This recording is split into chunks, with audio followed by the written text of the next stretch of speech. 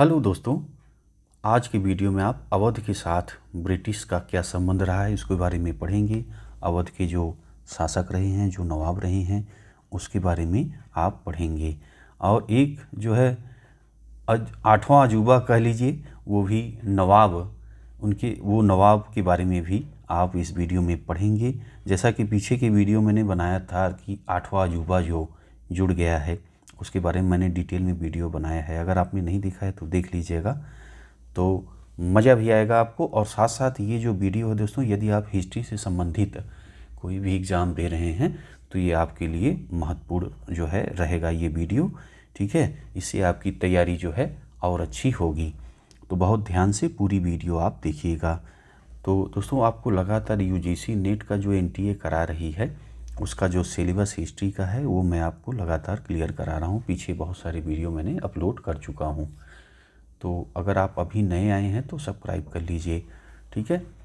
तो इकाई 7 जो है चल रहा है यूजीसी नेट जो है एनटीए का सिलेबस से इकाई 7, उसमें आपका जो टॉपिक चल रहा है, तो भारत में ब्रिटिश आधिपत्य क्षेत्र डोमिनियन की स्थापना और विस्तार, ठीक है, इसे आप देख रहे हैं। आज का टॉपिक मैंने आपको बता दिया कि अवध के साथ ब्रिटिशों का क्या संबंध था, ईस्ट इंडिया कंपनी का क्या संबंध था, ठीक है। और कैसे जो है इसके शासक कैसे कौन कौन आते हैं, इसके नवाब कौन कौन आते हैं, और क्या उनका जो है कैसे शासन करते हैं, ये सब के बारे में इस वीडियो में आप जो है पढ़ेंगे, ठीक है।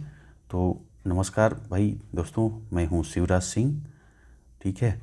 स्वागत है आपका मेरे चैनल हिस्ट्री विद सिंह में। दोस्तों, आशा है आप लोग अच्छे से होंगे और बहुत बढ़िया से अपनी पढ़ाई कर रहे होंगे, ठीक है। तो भाई पढ़ाई जो है ज़रूर करें, ठीक है, और पूरी ताकत से पूरी लगन से करें।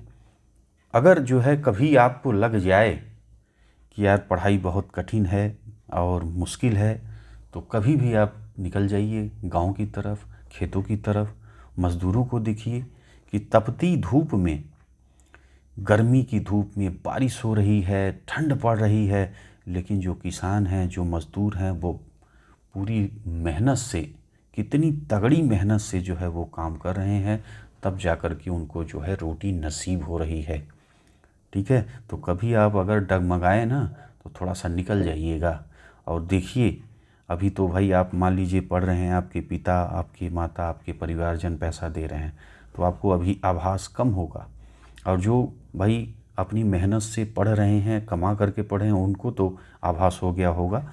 और जिनको कभी ऐसा लगे कि भाई अरे यार पढ़ाई तो बहुत कठिन है, बहुत बोरिंग है, तो भैया एक बार निकल जाइए और थोड़ी सी धूप में उठा लीजिए बोरे और फसल काट लीजिए या जो मज़दूरी कर लीजिए, तो असली मेहनत क्या होती है आपको समझ में आ जाएगा, ठीक है। तो आइए आ जाएं टॉपिक पे। आज आप पढ़ेंगे अवध के बारे में, अवध के शासकों के बारे में। तो देखिए, ये जो अवध है ना, अवध पे अंग्रेज़ों की थी, जो ईस्ट इंडिया कंपनी, तो इसकी नज़र बहुत मतलब शुरुआत से ही पड़ी थी कि कैसे इस पे जो है कब्जा हम कर लें, कैसे ये मेरा हो जाए, कैसे शामिल कर लिया जाए अंग्रेज़ी शासन में, ठीक है। तो देखिए, आइए अवध टॉपिक पे आ जाइए। अवध राज्य अंग्रेज़ों और मराठा राज्यों के बीच में था, ठीक है। तो जैसा कि आप अब देखिए, मराठा उस समय शक्तिशाली थे और अंग्रेज, ठीक है। तो ये जो है, अब ये दोनों दुश्मन थे, तो अवध राज्य अंग्रेज़ों और मराठा राज्यों के बीच में था, ठीक है। यह पश्चिम में कन्नौज से लेकर पूर्व में कर्मनाशा नदी तक फैला हुआ था, ठीक है।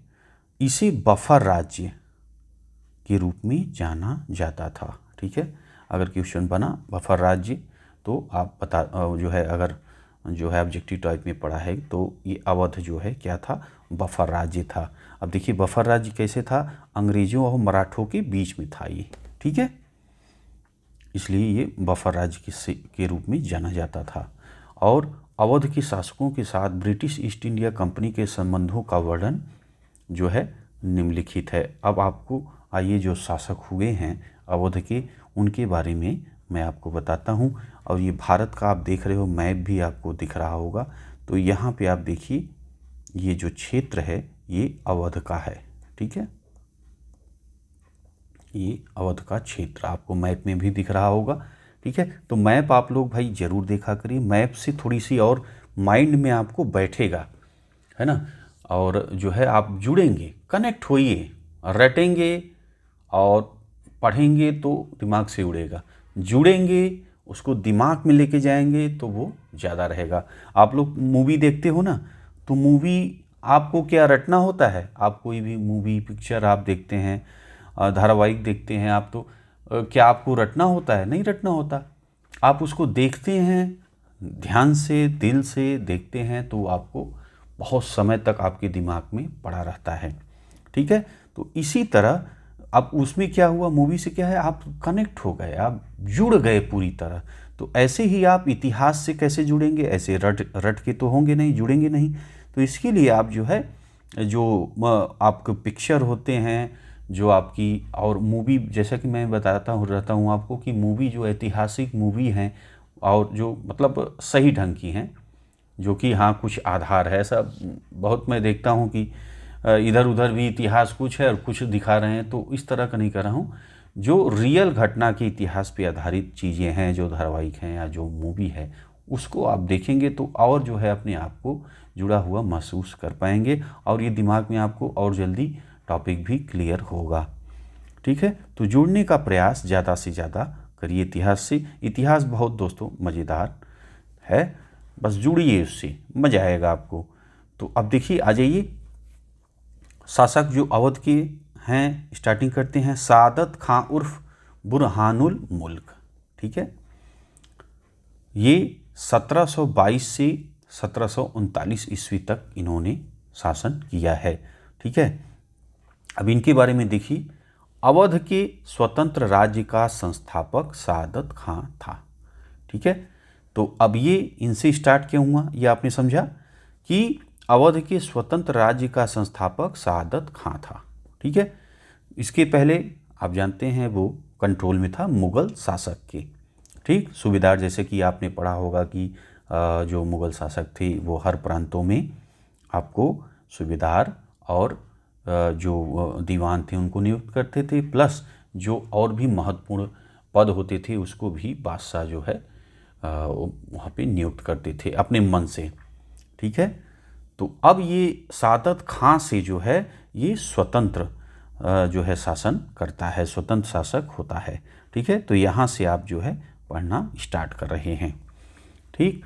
अब देखिए, सादत खां नीसापुर कहाँ है, ईरान के शिया सैयदों का वंशज था, ठीक है। सबसे पहले सादत खां 1720 ईस्वी में बयाना का फौजदार जो है बना था। सैयद बंधुओं के खिलाफ षड्यंत्र में भूमिका निभाने के बदले उसे 5000 का मनसब मिला था। आगे चलकर इसे बुरहानुल मुल्क की उपाधि मिली तथा इसका मनसब जो है 10,000 कर दिया गया। ईरानी शिया गुट के इस सदस्य को मुग़ल सम्राट मोहम्मद शाह ने 1722 ईस्वी में अवध का सूबेदार नियुक्त कर दिया, ठीक है। सम्राट मोहम्मद शाह के शासनकाल 1719 से 1748 जो है ईस्वी में अवध के स्वतंत्र राज्य का निर्माण हुआ, ठीक है। सादत खां ने जमींदारों के विद्रोह का दमन किया। सादत खां 1723 ईस्वी में अवध में नया राजस्व बंदोबस्त लागू किया। इसने उचित भू लगान लगाकर बड़े जमींदारों के जुल्मों से किसान को बचाकर उनकी स्थिति को बेहतर बनाया, ठीक है। एकदम साफ साफ दिख रहा है ना आपको, इसको जो है सुनते जाइए, एक दो बार, अगर नहीं समझ में आएगा 2-3 बार वीडियो देख लीजिएगा। उसके बाद आगे देखें, जब नादिर शाह ने दिल्ली पर अधिकार करने के बाद सादत खां को बुलाया, तब 1739 ईस्वी में इसने जो है विष खाकर आत्महत्या कर ली। सादत खां का कोई पुत्र नहीं था। इसने अपनी पुत्री का विवाह भतीजे, ठीक है, जो उसका भतीजा था, सफदर जंग से कर दिया था। इसकी मृत्यु के बाद वही उसका उत्तराधिकारी बना, ठीक। ठीक है। तो अगला शासक अब कौन बन जाता है जो है इसकी मृत्यु के बाद? सफदर जंग। ठीक, अब देखिए आइए, अब अबुल मंसूर खां उर्फ सफदर जंग।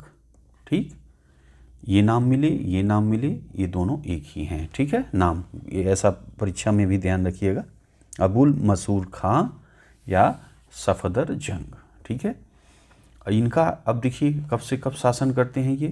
तो ये शासन करते हैं 1739 ईस्वी से 1754 ईस्वी तक। ये फोटो आप देख रहे हैं सफदर जंग की। ठीक, अब देखिए आइए पढ़िए इनके बारे में।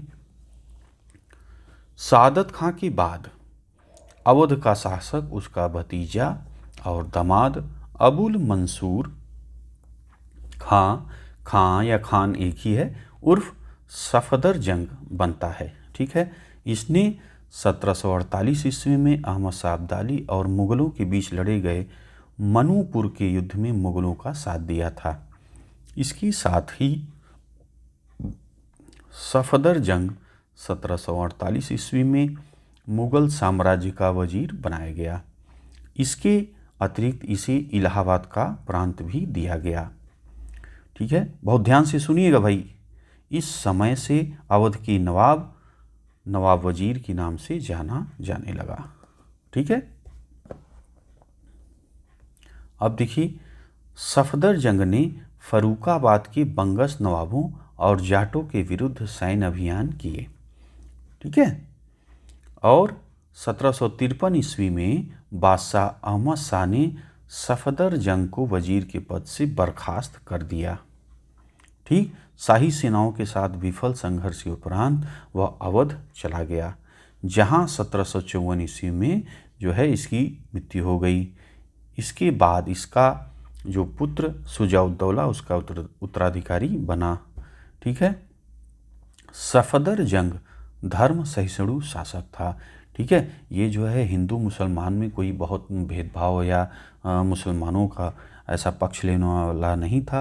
वो दोनों धर्मों को समानता के भाव से जो है देखता था, मानता था। ठीक है, और देखिए इसने क्या किया, इसके राज्य में सबसे ऊंची जो पदवी थी वो जो है एक हिंदू नवाब राय को मिली हुई थी।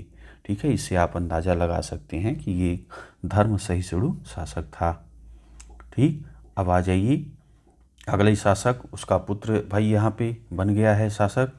तो अब इसके बारे में पढ़िए, शुजा-उद-दौला। ये देखिए यहाँ पे चित्र बना हुआ है शुजा-उद-दौला का। इसने जो है शासन किया 1754 ईस्वी से 1775 ईस्वी तक इसने शासन किया है। आइए इसके बारे में समझिए। देखिए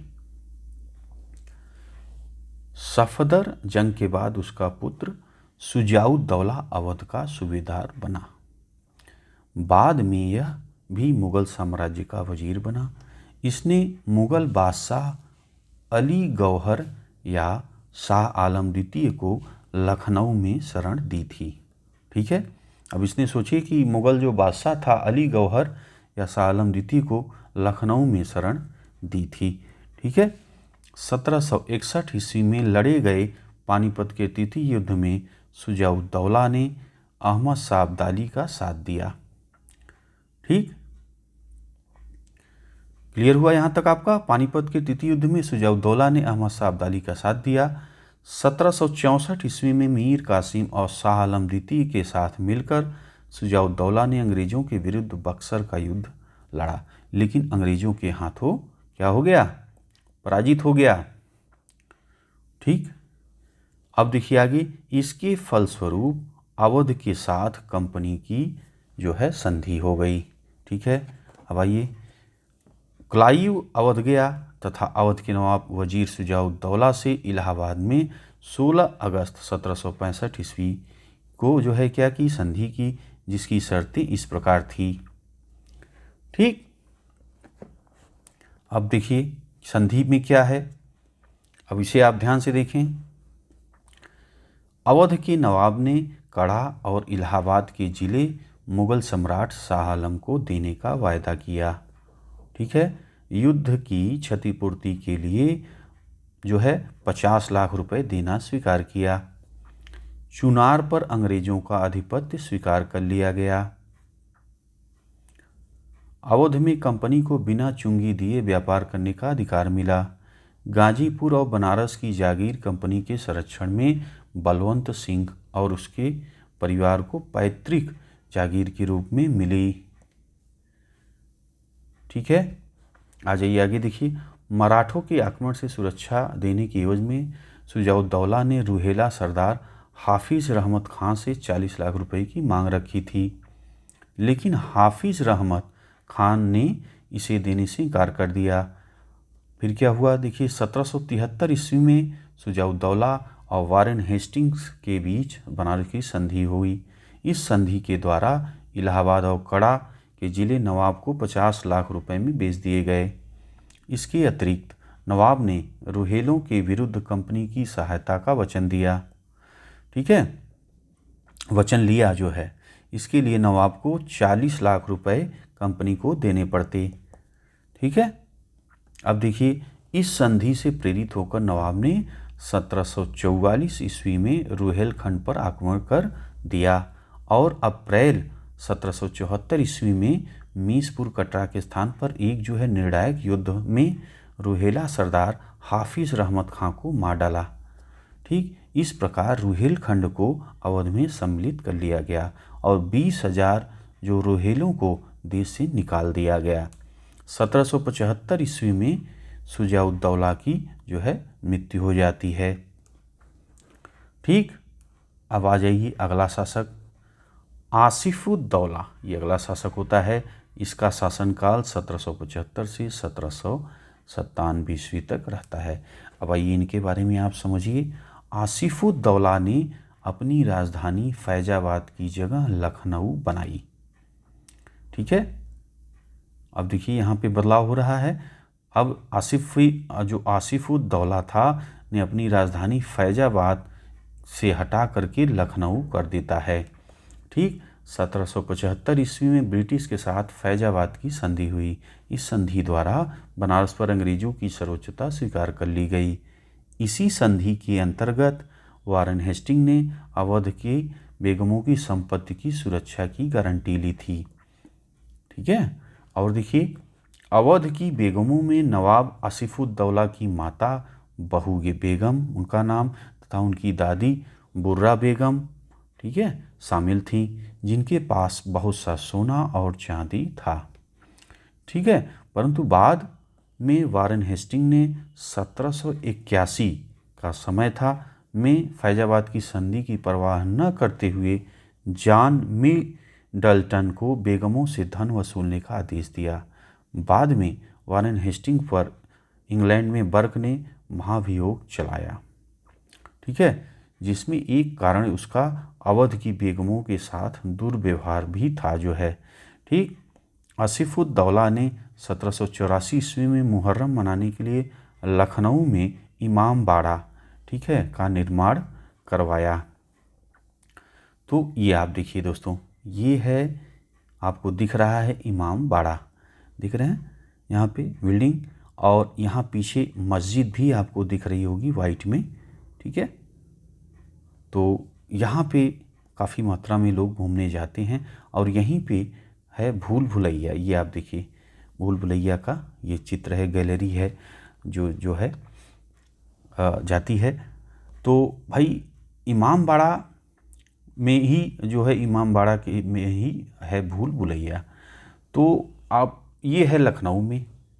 ठीक, तो आप लोग कितने लोग जो है, पहले अगर आप जो है वीडियो देख रहे हैं तो आप लोग कितने लोग लखनऊ से हैं, और या आप यहाँ पे इमाम बाड़ा और भूल भुलैया में गए हैं, तो आप पहले अपना एक्सपीरियंस जो है शेयर करिए। ठीक है, कि आप वहाँ पे गए तो आपने भूल भुलैया में कैसा अनुभव किया।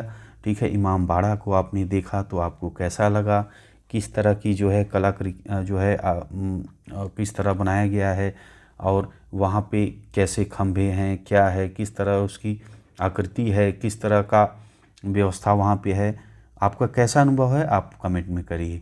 ठीक है, तो देखिए अब इतिहास के विद्यार्थी हैं, अब यहाँ पे आपका आ गया आसिफुद्दौला ने। अब जैसे ही आप अगर यहाँ पे घूमे हैं तो आपको माइंड में टिक कर जाएगा कि आसिफउद्दौला ने 1784 ईस्वी में मुहर्रम मनाने के लिए लखनऊ में इमामबाड़ा जो है का निर्माण करवाया है। ठीक है, तो ये यहीं पे जो भूल भुलैया बना है ये भी बड़ा मज़ेदार है दोस्तों। यदि आप गए होंगे तो आपको अनुभव होगा। मैं तो अभी पढ़ा हूँ, यहाँ पे पहुँचा नहीं हूँ। अगर आप गए हैं तो ज़रूर कमेंट करके बताइएगा कि कैसा अनुभव रहा। वैसे तो मैं जो है, मेरा सानू जर्नी चैनल भी एक है, तो घूमने निकलता हूँ तो अपना शेयर करता हूँ। ठीक है, तो मैं जैसे आपका इधर लद्दाख, बिहार और आपका नॉर्थ ईस्ट, गोवा, ये सब, मुंबई, ये सब मैंने टूर किया था। तो खैर उसके बाद फिर अब आप समझिए, तो भूल भुलैया का जो चीज़ें हैं, भूल भुलैया में आप ये बनाया ही इसीलिए गया था, अब नाम ही देखिए है भूल भुलैया। भूल भुलैया में क्या है कि जैसे आप ये इसलिए बनाया गया था कि कोई नया अगर आता है ना तो भटक जाए। ठीक है, तो एक दो तीन रास्ते बने हुए थे, पता लगा अगर आप नए हैं तो भटक गए, कहीं जाना कुछ है, कहीं चले गए। और ये देखिए इस तरह की ऐसी गलियां बनी हैं। ठीक है, और जो है अब ये गलियों में अब इस तरह बनाया गया है कि आप बहुत धीमे या बहुत धीरे से आप बोलेंगे ना, तब भी जो है बाहर खड़े या दूर खड़े व्यक्ति को सुनाई पड़ जाएगा कि आप क्या बोल रहे हैं। सोचिए कलाकारी इसकी देखिए जो है कि कितनी जो है बेजोड़ बनाई गई है। ठीक है, तो अब आप लोग जाइएगा, अगर गए हैं तो भाई कमेंट ज़रूर करना है, आपको बताना है। और अगर आसपास हैं या जा रहे हैं तो यहाँ ज़रूर जाइए, मुझे लगता है आपको मज़ा आएगा यहाँ जाने पे। ठीक है, और इतिहास से जुड़ेंगे भी। इतिहास से जुड़ने वाली जगह जहाँ भी है, अगर आप गए हैं, कोई किला है, कुछ म्यूज़ियम है, कुछ भी है, तो अगर इतिहास से जुड़ने का मौका है तो भाई जुड़ जाइए। तो इससे आपकी जानकारी में जो है इजाफा होगा और प्लस आपको मज़ा भी आएगा।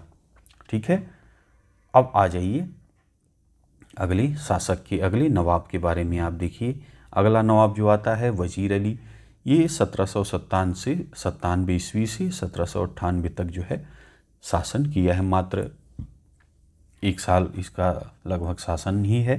अब देखिए ये आसिफउद्दौला के बाद वज़ीर अली अवध का नवाब बना था, बहुत कम समय था इसका टाइम पीरियड। उसके बाद देखिए आ जाता है सआदत अली खां। सआदत अली खां अगला नवाब आता है। ये जो है 1798 से 1819 तक जो है ये शासन किया है। ठीक है, अब ये इसके जो है क्या है, इसके बारे में पढ़िए। सआदत अली खां ने अंग्रेज़ों को इलाहाबाद का ज़िला दे दिया।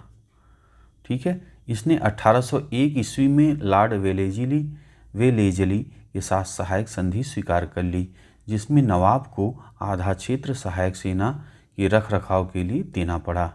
1819 ईस्वी में इसे राजा की उपाधि दी गई। ठीक, अब देखिए आ जाइए उसके बाद, ये देखिए अगले शासक गाजीउद्दीन हैदर अली खां। ये जो है शासन करता है 1814 से 1827 ईस्वी तक। ठीक है, इसको जो है हेस्टिंग्स ने 1815 ईस्वी में बादशाह की उपाधि दी थी। ठीक है, इसके बाद नसीरुद्दीन अली शाह गद्दी पर बैठा, और उसके बाद अमजद अली 1842 से 1847 ईस्वी के बीच, और फिर वाजिद अली 1847 से 1856 ईस्वी के बीच जो है शासन किया। ठीक है, अब आ जाइए भाई वाजिद अली शाह के बारे में। आप जो है ये मैंने अभी आपको बताया कि 1847 से 1856 ईस्वी तक इसका शासन रहा। भाई ये देखिए आ गया है अजीबो गरीब कहिए या जो है अजूबा कहिए, ये शासक आ गए हैं। ठीक है, इनके बारे में आप जो है सुनेंगे तो कहेंगे वाह भाई। ठीक है, तो देखिए ये जो है वाजिद अली शाह, यह अवध जो है अवध का अंतिम शासक या नवाब थे। ठीक है, 1856 ईस्वी में लॉर्ड डलहौजी ने अवध को कुशासन के आधार पर ब्रिटिश राज में मिला लिया। ठीक है, और वाजिद अली शाह को नज़रबंद कर कलकत्ता में भेज दिया गया। यह एक संवेदनशील शायर और कथक में निपुण था। ठीक, तो भाई ये जो है मैंने नेट पे देखा तो उसमें इनके बारे में पता लगा कि भाई ये जो है करीब 300 से लेके 500 तक रानियां इनके पास थी। ठीक है। और जो है भाई मैं कोई ये जो बता रहा हूँ तो कोई प्रमाणिक किताब से नहीं बता रहा हूँ, मैंने इंटरनेट पे देखी वीडियो इत्यादि में, तो इनकी जो है चर्चा उसमें की गई थी, उसी के आधार पे मैं बता रहा हूँ। कोई मेरे पास प्रमाणित किताब में ये नहीं लिखा था। ठीक है। तो जो वीडियो मैं देखा उसी से बता रहा हूँ आपको। तो उसमें मैं देख रहा था कि इनको जो है 300 से बताया गया है कि 300 से 500 तक रानियाँ थी, और उसके बाद करीब 200-250 उनकी सेविकाएँ थी, और कितना जो है इनका तलाक हो गया था।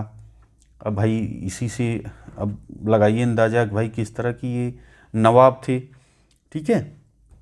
उसके बाद ये देखिए यहाँ पे 1856 ईस्वी में लॉर्ड डलहौजी ने अवध को कुशासन के आधार पर ब्रिटिश राज्य में मिला लिया और वाजिद अली को नज़रबंद करके कलकत्ता भेज दिया। अब देखिए जब ऐसा भी पढ़ने को मिलता है कि भाई ये जो है जो अंग्रेज सेना थी वो आती है तो पकड़ने के लिए, तो ये भागते नहीं, ये जो है वहीं भूल भुलैया में गद्दी पे बैठे रहते हैं। ठीक है। अब भाई वहाँ से जब आया जो अंग्रेज अधिकारी था तो पूछता है कि भाई आप भागे क्यों नहीं। ये जो वाजिद अली थे, इनसे, वाजिद अली शाह से जो अंग्रेज अफसर था वो जो है आया और पूछा भाई आप भागे क्यों नहीं। तो इन्होंने कहा कि भाई जो जूती मेरा पहनाता है वो कोई है नहीं यहाँ जूती पहनाने वाला, तो मैं भागूं कैसे। अगर मैं अपने हाथ से जूती पहनता हूँ तो भाई मेरा अपमान होगा, मैं नवाब हूँ। तो अब आप समझिए कि भाई ये जो नवाब थे इनके बारे में अब आप जो है समझिए। ठीक है। और इनके बारे में क्या विचार है ये भी आप कमेंट करके बताइएगा। ठीक है। तो ये भाई इस तरह के नवाब थे कि अपने हाथ से जो है जूता भी नहीं पहन पाए और जो है अंग्रेज़ों द्वारा गिरफ्तार हो गए और नज़रबंद कर दिया गया। ठीक है। तो ये हो गए भाई, ये अंतिम नवाब शासक थे जिनके पास कुछ जो है शक्तियाँ थी, कुछ काम इन्होंने किया। ठीक है। उसके बाद अब देखिए एक और नवाब होते जो शासक बनते हैं बिजरिस कादिर 1857 ईस्वी में। इनका क्या है देखिए 1857 की क्रांति में बागियों ने वाजिद अली शाह के युवा पुत्र बिरजिस कादिर को अवध का नवाब बना दिया। इसकी माँ हजरत महल इसकी संरक्षिका थी। ठीक है। तो 1857 की क्रांति जो हुई थी उसमें जो है जो प्रथम स्वतंत्रता संग्राम भी बोला जाता है, तो उसमें जो बागियों के द्वारा, ठीक है, जैसे जो अंग्रेज के शब्द हैं कि वो बागी थे, तो बागियों के द्वारा जो है इन्हें बिरजिस कादिर को जो है शासक बना दिया जाता है अवध का। ठीक है। और इसकी जो माँ थी हजरत महल, इनकी जो है सरीक्षिका बनी थी। ठीक। तो अब जो है दोस्तों आपको सारे जो शासक थे अवध के कंप्लीट हो गया होगा, और इतनी चीज़ें पर्याप्त हैं। अगर इसको आपने 2-3 बार वीडियो देख लिया तो आपको जो है काम भर का आपको जो है मैटर मिल जाएगा। और इतने से ही अच्छा, ये तो आप वीडियो देख ही लीजिएगा। जैसा कि मैं हर वीडियो में बोलता हूँ कि आप जो है किताब एक अच्छी किताब 1 या 2 जो भी आपको जैसा इच्छा करे किताबें ज़रूर पढ़िए। वीडियो मेरा देखिए प्लस किताब पढ़िए। ठीक है। तो इससे क्या होगा कि आपकी जो अच्छी मेमोरी भी होगी और भी आपकी सोचने की क्षमता भी अच्छी बनेगी। ठीक है। कई बार कई बच्चों को मैं देखता हूँ वो केवल वीडियो देखते हैं बस, देख के छोड़ दिए, किताब पढ़ ही नहीं रहे हैं। तो ये देखिए किताब नहीं पढ़ेंगे तो आपका थोड़ा सा मुझे लगता है कि मुझे ठीक नहीं लग रहा। किताब भी आपको पढ़ना चाहिए। ठीक है। तो भाई आप वीडियो मेरा देखिए प्लस अच्छी किताबों का जो है किताब भी पढ़िए, जिससे कि आपकी नॉलेज एकदम परफेक्ट हो जाए। ठीक है। और आप जो परीक्षा आप जो दे रहे हैं वो अच्छा से अच्छा जो है आपका अंक प्राप्त करें। ठीक है। कंप्लीट नॉलेज आपकी हो जाएगी। आप पूरा वीडियो देखिए 1 बार 2 बार 3 बार। ठीक है, और प्लस किताब पढ़ लीजिए। उसके बाद तो देखिए शंका ही कुछ नहीं रह जाएगी कि आप कम अंक आएँ, बिल्कुल आप टॉप करेंगे, ऐसा मेरा विश्वास है। ठीक है, तो भाई बस दोस्तों, अब ये वीडियो इसी पे समाप्त करेंगे। आशा है आपको वीडियो अच्छा लगा होगा। अगर आपकी कोई सलाह होगी तो ज़रूर जो है कमेंट बॉक्स खाली है, कमेंट में दीजिएगा। ठीक है, और अगर आप कोई अदर प्लेटफॉर्म से हैं तो आप जो है देखिए, अगर जैसे मान लीजिए इंस्टाग्राम पे हैं आप चैनल पे, या फेसबुक पे हैं, तो यूट्यूब पे जो अपना चैनल है आ जाइए, और यहाँ पे जैसे हिस्ट्री विथ सिंह है तो @ लिख लीजिएगा और हिस्ट्री स्पेस हटा दीजिएगा। ठीक है, तो @हिस्ट्री विथ सिंह लिख दीजिएगा। यूट्यूब पे जो सर्च बॉक्स होता है वहाँ पे अपना ये लिख के टाइप करिएगा, इंटर करिएगा, अपना चैनल आ जाएगा और जो है सब्सक्राइब कर लीजिएगा। ठीक है, तो बस दोस्तों ये वीडियो इसी पे समाप्त करेंगे। मिलते हैं आपसे अगले वीडियो में। वीडियो आपने देखा दोस्तों, इसके लिए आपका बहुत बहुत धन्यवाद।